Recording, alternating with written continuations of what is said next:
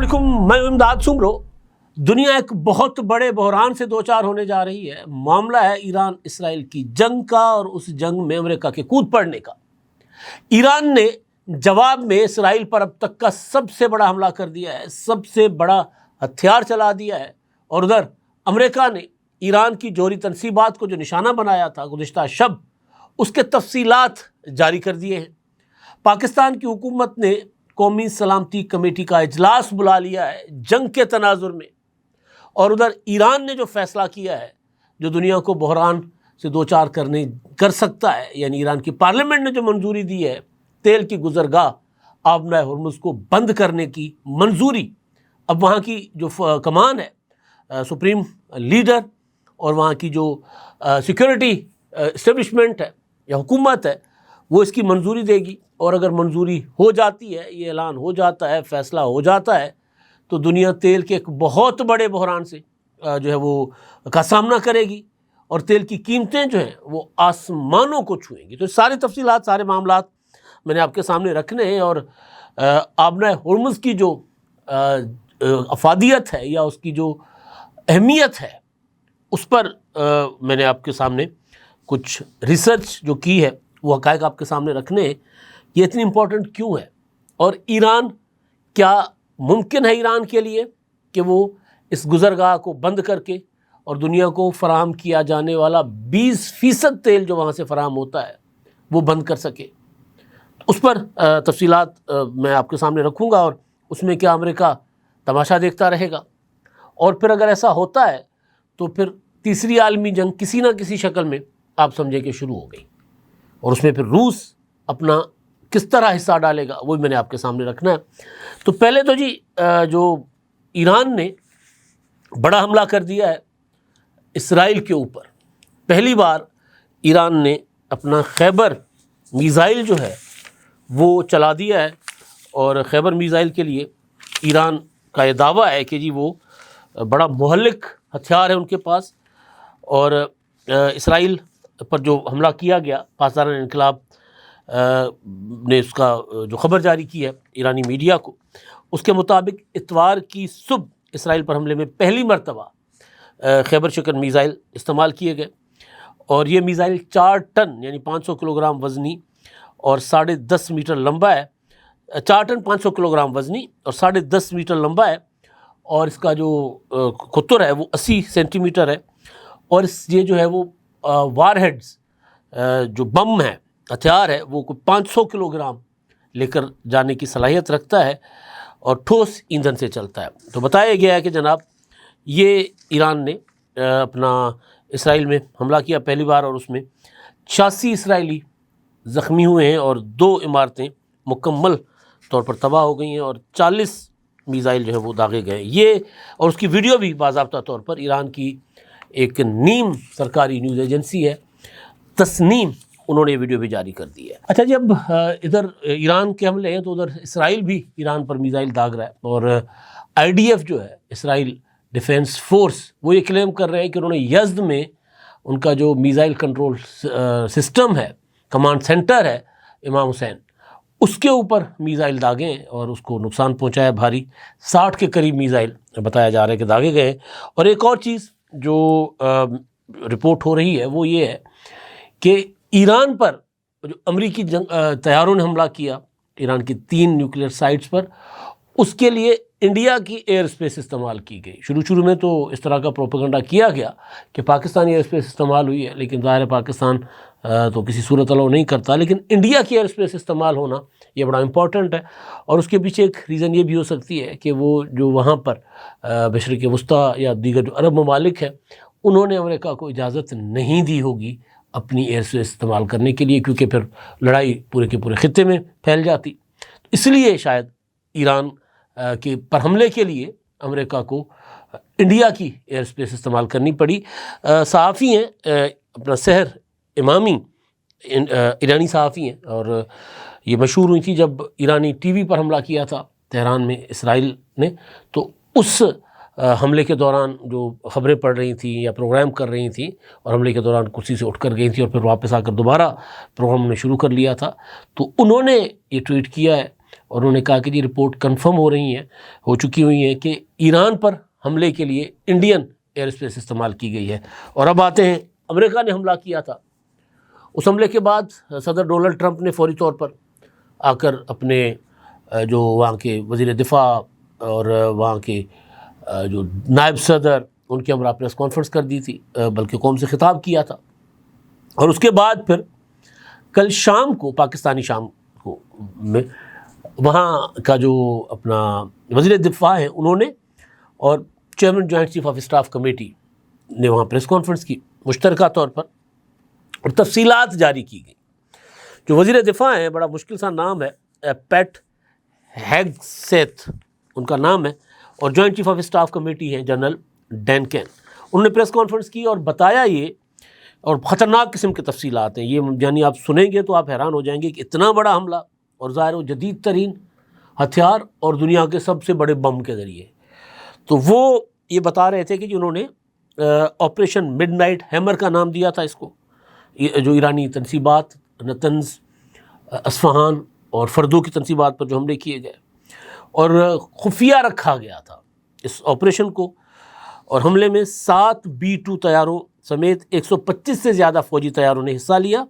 اور یہ امریکہ کی تاریخ میں B-2 بمباروں کا سب سے بڑا حملہ تھا، سب سے بڑا حملہ انہوں نے کل رات کیا۔ اور وہ یہ بھی انہوں نے بتایا کہ انہوں نے دھوکہ بھی دیا، یعنی کچھ ڈمی جہاز، یعنی ڈمی جہاز سے مراد کہ وہ والے جہاز کچھ ادھر اڑائے تاکہ جو ہے کیموفلیج جو ہوتا ہے فوجی زبان میں وہ کیا۔ جنرل ڈینکن نے بتایا کہ جی حملے میں مجموعی طور پر 75 گائیڈڈ ہتھیار استعمال ہوئے، جن میں 14 GBU-57 بم شامل تھے، وہ جو خطرناک بم جو ہے نا، وہ جو بنکر بسٹر بم جو ہے وہ شامل تھے، اور جو اس بم کا پہلا آپریشن تھا، یعنی پہلی بار یہ بم استعمال کیے گئے۔ اب ایک جو چیز ہے نا، وہ جو ایکسپرٹ ہیں، دفاعی ایکسپرٹس، وہ یہ سمجھتے ہیں کہ جو ہر جنگ ہے وہ ہتھیاروں کو استعمال کرنے کے لیے پہلی بار آزمانے کے لیے ہوتا ہے نا، آزمائشی پرواز، اور وہ آزمانے کے لیے، یا ہم کیونکہ صحافی ہیں تو کوئی ٹی وی چینل لانچ ہوتا ہے یا کوئی اخبار لانچ ہوتا ہے تو پہلے ڈمی اخبار چھپتا ہے یا آزمائشی نشریات لکھا آتا ہے، تو آزمائش کے لیے اس کو ہتھیاروں کو کہ جی ہتھیار جو ہم نے بنایا ہے چل بھی سکتا ہے کہ نہیں چل سکتا، اس قابل ہے بھی کہ نہیں ہے۔ پاکستان اور انڈیا کی جنگ کے دوران بھی یہی خیال کیا جا رہا تھا کہ کچھ ہتھیاروں کی جو ہے نا وہ آزمائش تھی، ویسے تو پریڈ شریڈ میں اور وہ جو جہازوں کی پریڈ ہوتی ہے یا ویسے ہی جو ایکسرسائزز ہوتی ہیں اس میں تو آزمائش ہو جاتی ہے، لیکن پریکٹیکلی کہ جو ہتھیار جس مقصد کے لیے بنایا گیا ہے کیا وہ اس قابل ہے کہ وہ ٹارگٹ اچیو کر سکے۔ تو پہلی بار انہوں نے یہ بم جو ہے بنکر بسٹر، وہ کہہ رہے ہیں کہ انہوں نے اس کا پہلا آپریشن تھا، اور جمعے کی اور ہفتے کی درمیانی شب امریکہ کے اسٹیلتھ B-2 بمبار طیاروں نے امریکہ سے اڑان بھری، اور 18 گھنٹے کی پرواز تھی، یعنی انہوں نے آنے جانے کی جو تھی نا ان کا 18 گھنٹے کی پرواز تھی، اور راستے میں فضا کے اندر ری فیولنگ بھی کی گئی۔ اور اس میں جو آگے چل کے وہ بتاتے ہیں کہ ایرانی وقت کے مطابق صبح 2:10 پر پہلے B-2 طیارے نے فردو جوہری پلانٹ پر 2 بم جو ہیں وہ یہ جو 57 بم گرائے، 57 بم 2 GBU، یہ جو خطرناک قسم کے بم ہیں یہ انہوں نے گرائے، اور اس کے بعد دیگر بمبار طیاروں نے اپنے اہداف کو نشانہ بنایا۔ فردو، اصفہان اور نتنز میں اہداف کو 25 منٹ کے دورانیے میں نشانہ بنایا گیا۔ یہ انہوں نے بتایا، انہوں نے کہا کہ ایرانی فضائی حدود میں امریکی جہاز جنگی طیاروں پر ایران کی طرف سے کوئی حملہ نہیں ہوا، یعنی ایران جو ہے وہ سویا رہا اور ہم نے یہ واردات کر لی، کارروائی پوری کر لی۔ تو تفصیل جو ہے انہوں نے ایک ڈیٹیلز ساری کی ساری دے دی ہیں، اور 125 جہازوں کے ساتھ آپریشن کیا اور 57 بم مارے ایک سائٹ پر۔ تو اب دیکھتے ہیں اس کا اثر کیا ہوا ہے۔ ایران کہہ رہا ہے کہ جی نقصان اتنا نہیں ہوا، یہ کہہ رہے ہیں کہ ہم نے فردو سائٹ کو مکمل طور پر تباہ کر دیا ہے۔ اب اگر جنگ جاری رہتی ہے تو پھر تو سمجھیں، اگر امریکہ اسی میں انوالو رہتا ہے تو پھر تو سمجھیں کہ ابھی مقاصد حاصل نہیں ہوئے۔ جے ڈی وینس تو کہہ رہے ہیں، جو وہاں کے نائب صدر ہیں، کہ نہیں ہم نے اب جنگ ختم کر دی، اب ہم نے اپنا مقصد حاصل کر لیا۔ لیکن ٹرمپ ابھی کوئی پتہ نہیں ہے کہ وہ دوبارہ حملوں کے احکامات دے دیں۔ وزیر اعظم شہباز شریف صاحب نے اس ساری صورتحال میں رابطہ کیا ہے ایرانی صدر مسعود پزشکیان صاحب سے، اور اس میں انہوں نے مذمت کی ہے امریکی حملوں کی، ایران کے ساتھ اظہار یکجہتی کا جو عزم ہے اس کا ادا کیا ہے، اور ساتھ ساتھ جو وہاں پر نقصان ہوا ہے جانی اور دوسرا اس پر انہوں نے ان کے ساتھ ہمدردی کا اظہار کیا ہے۔ اور وزیر اعظم نے کہا ہے کہ جی IAEA کی نگرانی میں چلنے والا جو جوہری پروگرام ہے اس کے اوپر حملہ تمام عالمی قوانین اور اقوام متحدہ کی جو قوانین ہیں ان کے خلاف ہے، اور ایران کے لیے انہوں نے کہا کہ جی ایران جو ہے وہ اقوام متحدہ کے چارٹر 51 کے تحت اپنے دفاع میں جوابی حملہ کرنے کا حق محفوظ رکھتا ہے۔ ایرانی صدر نے حمایت پر پاکستان حکومت کا شکریہ ادا کیا، پاکستان کے کردار کو سراہا، اور اپنا دلی شکریہ بھی ادا کیا قیادت کا، پاکستان کی حکومت کا اور پاکستان کی فوجی کمان کا۔ لیکن اب ساری صورتحال میں جو امپورٹنٹ چیز ہے وہ یہ ہے کہ کیونکہ اب امریکہ براہ راست جنگ میں شامل ہو گیا، ہم امریکہ کے اس طرح کے تعدی ہیں کہ صدر ڈونلڈ ٹرمپ کو ہم نے اعلان کیا ہے کہ ہم نامزد کریں گے امن کے نوبل انعام کے لیے، عالمی انعام کے لیے۔ تو اب وہ ہم نے کیا کرنا ہے، ہم کس طرف جائیں؟ ایران کے ساتھ بھی دوستی ہے، ٹرمپ بھی ہاتھوں سے ہم نہیں گنوانا چاہ رہے کیونکہ انڈیا کھڑا ہوا ہے، تو ہم نے امریکہ سے تو تعلقات خراب کر کے اپنا نقصان نہیں کرنا، اور ظاہر ملکوں کی سفارتکاری جو ہوتی ہے وہ اسی طرح کی۔ آذربائیجان جو ہے دیکھیں پاکستان کا کتنا گوڑا دوست ہے، لیکن جو تعلقات اس کے اسرائیل کے ساتھ ہیں وہ بھی مثالی ہیں۔ تو دنیا کے ممالک جو ہوتے ہیں وہ ہر ملک کے ساتھ اپنے اپنے حالات اور اپنے اپنے مفادات کے تحت جو ہے وہ تعلقات قائم کرتا ہے۔ تو اب صورتحال یہ ہے کہ امریکہ کود پڑا ہوا ہے۔ ویسے اسرائیل کے اگینسٹ تو ہماری کھلی سپورٹ ایران کے ساتھ تھی، اب بھی ہم کر رہے ہیں، لیکن اب بھی اگر جنگ بڑھتی ہے تو ہم کیا کریں گے؟ ہماری اپنی سرحد ایران کے ساتھ ہے۔ اس کے لیے وزیر اعظم شہباز شریف صاحب نے قومی سلامتی کمیٹی کا اجلاس ذرائع کے مطابق طلب کر لیا ہے، جس میں قومی سلامتی کمیٹی میں ظاہر ہے وہ ہمارے جو افواج کے سربراہان ہیں وہ شریک ہوں گے، فیلڈ مارشل صاحب اور دیگر، اور اس کے علاوہ اہم وفاقی وزراء جو ہیں وہ شریک ہوں گے، اور صورتحال جو ہے اس کا جائزہ لے کر ہم اپنی حکمت عملی بنائیں گے کہ ہم نے کرنا کیا ہے، ہم نے کس طرف جانا ہے۔ اچھا، میں نے پچھلے ویلاگ میں کہا تھا کہ چین جو ہے وہ ابھی تک اس ساری صورتحال سے لا تعلق ہے، تو ایسا نہیں ہے۔ وہ اپنا چین نے مذمت کر لی ہوئی ہے ایران پر امریکی حملوں کو، اور اس کو عالمی قوانین کی خلاف ورزی قرار دیا چین نے۔ اچھا جی، اب بڑا ذکر چل رہا تھا جب سے جنگ شروع ہوئی تھی، اور جب بھی تناؤ ہوتا ہے مشرق وسطیٰ میں،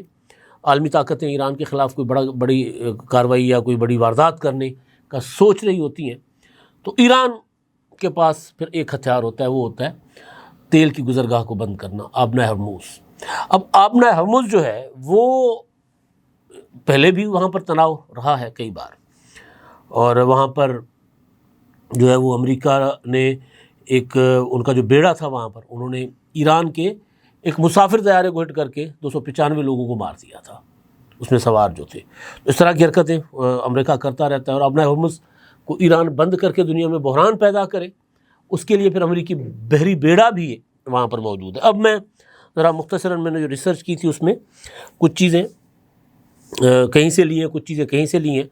تو اس میں ایک میری نظر میں آیا اپنا وسعت اللہ خان صاحب کا ایک آرٹیکل، بڑا کمال اس پر، اور کمپریہنسو، اور بازار لکھتے بہت اعلیٰ ہیں، تو ان سے بھی میں نے کچھ چیزیں لی ہیں۔ تو یہ جب آپ کسی کی چیز آپ بیان کریں تو کم از کم اس کو کریڈٹ دینا چاہیے، ایٹریبیوٹ کرنا چاہیے۔ تو وہ انہوں نے بڑا امپورٹنٹ چیزیں جو ہے لکھی ہیں۔ وہ ایک تو یہ ہے کہ جو یہ خلیج فارس اور خلیج عمان کے درمیان میں ہے، اور بحر ہند کو ملاتا ہے، اور ایک تنگ راستہ ہے، کوئی 33 کلومیٹر کی پٹی ہے، وہ اس کی چوڑائی ہے، 3 کلومیٹر جو ہے وہ جو تیل کے جو بڑے بڑے ٹینکر ہیں، اور اس کو اپنا ٹینکروں کا راستہ بھی کہا جاتا ہے، تو تیل کے جو ٹینکر ہیں وہ یہاں سے جو گزرتے ہیں تو وہ 3 کلومیٹر کا راستہ ہے، اور صرف تیل نہیں بلکہ قدرتی گیس جو ہے وہ LNG وغیرہ، قطر کیونکہ سب سے بڑا سپلائر ہے اس کا، تو وہ بھی وہاں سے گزرتی ہے۔ تو اس میں جو ممالک دنیا جہان کو تیل اس راہداری سے، اس گزرگاہ سے فراہم کرتے ہیں، اس میں بذات خود ایران، عمان، سعودی عرب، متحدہ عرب امارات، بحرین، قطر، کویت عراق اور تیل اور گیس، کیونکہ قطر کے پاس گیس ہے، وہ بہت زیادہ بڑا سپلائر ہے دنیا جہان میں. تو یہ اپنا جو شپنگ لائن جو ہے وہ اس طرح یہ آپریٹ ہوتی ہے، اور اس کے ذریعے جو عالمی ضروریات کا 20% تیل جو ہے نا وہ فراہم کیا جاتا ہے اس کے ذریعے، اور جس میں جو ہے 2.5 کروڑ بیرل روزانہ یہاں سے سپلائی ہوتی ہے. اور جو خلیج فارس کے جو ممالک ہیں، ایران سمیت جو اوپیک کے اپنا ممبر ہے رکن، وہ یہاں سے دنیا جہان کو جو ہے وہ آئل فراہم کرتے ہیں. امریکہ نے اس کی حفاظت کے لیے، کیونکہ یہ تناؤ ہوتا رہتا ہے، 80s میں بھی ہوا تھا، ایران عراق کی جنگ کے دوران بھی یہ ڈسٹرب رہا ہے سارا معاملہ، تو امریکہ نے یہاں پر 5واں بحری بیڑا بحرین کی بندرگاہ مامنا پر لنگر انداز کر رکھا ہوا ہے، وہ یہیں پہ رہتا ہے. اور قطر میں اسی وجہ سے امریکہ کا سب سے بڑا علاقائی فضائی اڈہ العدید اور امریکی سینٹرل کمانڈ کا ہیڈ کوارٹر بھی یہاں پر قائم ہے. اب اگر ایران یہ بند کرتا ہے، جس کو جیسے میں نے کہا تھا نا کہ یہ جنگ پھر یہاں تک محدود نہیں رہے گی. اگر ایران کے پاس آپشن ہے کہ امریکہ کو جواب دے، تو امریکہ تک تو وہ ظاہر ہے کوئی ان کا جو تیز ترین جہاز ہے وہ بھی 9 گھنٹے ایک سائڈ پر پہنچا ہے، تو ایران امریکہ تک تو جا کر وہاں پر اس کو ہٹ نہیں کر سکتا. تو امریکی مفادات جہاں پر ہیں، یہ بحری بیڑا ہے، قطر ہے، سعودی عرب ہے، اپنا عمان ہے، یمن ہے، جہاں جہاں اڈے ہیں امریکہ کے، ان پر حملہ کرے. ایک آپشن اس کے پاس یہ ہے. تو اس صورت میں سارے کے سارے ملک جو ہیں وہ ایران کے ہو جائیں گے مخالف. تو اب ایران آبنہ ہرمز کو بھی اگر بند کرے گا تب بھی یہ سارے کے سارے ملک مخالف ہو جائیں گے، کیونکہ ان کی ساری اکانومی تیل کے اوپر چلتی ہے. اور پھر کل میں نے آپ کو بتایا تھا کہ اپنا مودی نے فون کیا تھا ایرانی صدر کو. اب جو دلچسپ اپنا ہے اس کے حوالے سے جو حقائق کہ آبنہ ہرمز سے جو تیل جاتا ہے دنیا جہان کو، اس میں 67% تیل جو ہے وہ بھارت کو جاتا ہے. چین، جاپان اور جنوبی کوریا کو بھی یہاں سے تیل کی سپلائی کی جاتی ہے. 10% تیل امریکہ اور 23% یورپ پہنچایا جاتا ہے. اب اس میں چین نے مذمت تو کی امریکی حملے کی، لیکن اب اگر آبنہ ہرمز بند ہوتا ہے تو چین بھی متاثر ہوگا، جاپان متاثر ہوگا. انڈیا جس نے حمایت تو نہیں لیکن مذمت کی حملے کی کل فون کر کے مودی نے مسعود پزشکشاہ کو، تو وہ بھی متاثر ہو جائے گا. تو یہ آبنہ ہرمز کی جو امپورٹنس ہے. اور ماضی میں تو خیر میں نہیں جاتا، لیکن 1980 سے 88 تک جو ایران عراق جنگ تھی اس دوران بھی یہ نشانہ بنایا جاتا رہا اس میں. اور جو میں نے بتایا تھا کہ امریکی جہاز جو تھا وہاں پر جنگی بیڑا USS ونسٹن، اس نے ایران کے سویلین طیارے کو مار گرایا تھا، جس سے 290 مسافر جس میں سوار تھے، اور اس واقعے کے بعد جنگ بندی ہو گئی تھی. تو یہ صورتحال ہے. اب اس میں باقی بھی جو نان اسٹیٹ کریکٹرس ہیں، القاعدہ اور اس طرح کے دیگر، وہ بھی اس آبنہ ہرمز کو نشانہ بناتے رہے ہیں. لیکن اب کیونکہ کسی بھی وقت کیونکہ خطہ مسلسل جنگوں، تناؤ، لڑائیوں میں رہا ہے، کبھی ایران عراق جنگ، کبھی کویت عراق جنگ، کبھی کچھ اسرائیل، اب آج کل اسرائیل کی جنگ چل رہی ہے. تو اس لیے پھر جو تیل پیدا کرنے والے ممالک ہیں، جو سیانے ہیں، انہوں نے پھر دوسرے آپشن بھی بنا لیے ہوئے. اب سعودی عرب جو ہے وہ اس نے جو ہے وہ اس ساری رکاوٹوں سے بچنے کے لیے انہوں نے بنا لی ہے اپنی کیا کہتے ہیں پائپ لائن بچھا دی ہے. اور وہ پائپ لائن جو ہے سعودی عرب کی مشرق تا مغرب ایک متبادل پائپ لائن تعمیر کی ہے، جس کی ترسیلی گنجائش 70 لاکھ بیرل روزانہ تک ہے. اور ایک اور پائپ لائن بحر کلزم تک آر پار سعودی عرب نے بحر فارس سے کلزم تک بنا لی ہے، ایمرجنسی پائپ لائن بچھائی ہے، جس کی گنجائش 5 لاکھ بیرل ہے. اسی طرح متحدہ عرب امارات نے بھی خلیج عمان سے متصل فجیرہ آئل ٹرمینل تک ایک پائپ لائن بچھائی ہے، جس کی گنجائش 15 لاکھ بیرل روزانہ ہے. ایران نے بذات خود ایک پائپ لائن بچھائی ہے، وہ روزانہ 35 لاکھ بیرل اس سے منتقل ہو سکتا ہے، آئل سپلائی ہو سکتی ہے، لیکن فی الحال وہ اس کو استعمال نہیں کر رہا. تو یہ ساری اس پورے کہانی ہے. آبنہ ہرمز مسلسل جو خبریں آ رہی تھیں کہ آبنہ ہرمز بند ہو جائے گا تو پھر کیا ہوگا، تو یہ ساری جو ہے وہ اس کی امپورٹنس جو ہے وہ میں نے آپ کو بتا دی. اور اس میں ایک اور چیز اب بڑی مزیدار 2 چیزیں ہمارے CEO صاحب ہیں اسلام رائد صاحب، ان کا یہ کمیونٹی ٹریڈز اس میں وہ بڑا ایکسپرٹ ہے، تو انہوں نے مجھے ایک بات بتائی تھی کہ اب روس کیا کرے گا. روس کی چاندی ہو گئی ہے، دنیا پریشان، روس کی چاندی. روس اپنا آئل جو ہے وہ مارکیٹ میں پھینکے گا. امریکہ کو تیل مہنگا ہونے سے بچنے کے لیے اپنی سپلائی بڑھانی پڑے گی، کیونکہ امریکہ بہت محدود سپلائی کرتا ہے، تو اس کو بڑھانی پڑے گی. لیکن ایک اور خدشہ جو بتایا جا رہا ہے، جو ایکسپرٹ ہے عالمی، وہ یہ بتا رہے ہیں کہ اگر آمنہ ہرمز بند ہو گئی، ایران اسرائیل کی جنگ کے دوران ہی عالمی منڈی میں تیل کی قیمتیں بڑھ گئیں کچھ ڈالر، اب $78 کے قریب پہنچ گیا فی بیرل خام تیل جو ہے. لیکن اب جو خدشہ ظاہر کیا جا رہا ہے کہ اگر آمنہ ہرمز بند ہو جاتی ہے تو یہ قیمتیں 120 سے 130 ڈالر تک فی بیرل جا سکتی ہیں. تو یہ بڑا خطرناک قسم کی صورتحال ہوگی دنیا کے لیے. اسی کو میں ایک نیا بحران، بڑا بحران سمجھتا ہوں. اور اگر جنگ کسی اور شکل میں نہیں چھڑتی، اگر اس شکل میں بھی چھڑتی ہے تو ظاہر ہے دنیا کے لیے تو پرابلم ہوگا، یعنی سارے ممالک انوالو ہو جائیں گے اگین، اگر فزیکلی حملے نہیں بھی کرتا ایران. تو اب تک کے لیے اتنا ہی. اللہ